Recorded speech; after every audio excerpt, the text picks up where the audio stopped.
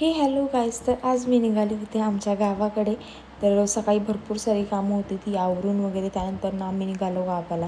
पण मध्येच रस्त्यामध्ये खूप सारा पाऊस आला, त्यामुळे मग आम्ही एका साईडला थांबलो आणि मग तिथूनच बाकी 1-2 कामं होती ती करत होतो. आणि ती कामं केल्यानंतर आम्ही मग थोड्या वेळातच लगेच निघालो, कारण मग पाऊस थोडा थांबला होता. त्यानंतर इथलं वातावरण खूप सुंदर होतं, कारण इथं मस्त असा पाऊस वगैरे पडत होता. आणि हे वातावरण, पुढचं वातावरण बघून तुम्हाला थोडीफार आयडिया येईल आम्ही कुठं चाललो आहे. तर आमचं जे गाव आहे, माझं सासर जे आहे ते मुळशीमध्ये आहे. आणि खरंच जाताना खूप सुंदर वातावरण लागत होतं. त्यानंतर आम्ही पोहोचलो आमच्या गावामध्ये. हे आमच्या गावाचं मंदिर होतं. त्यानंतर पटकन थोडीफार कामं आवरून आम्ही लगेच निघालो गावातून पटकन असं निघालो. आणि मग जाताना पण बघू शकता, हे गावातलं वातावरण आहे. गावाकडून डोंगर वगैरे दिसतात, खूप सुंदर वातावरण आहे. त्यानंतर मग निघाल्यावरती थोडाफार पाऊस तिथूनही चालूच झाला.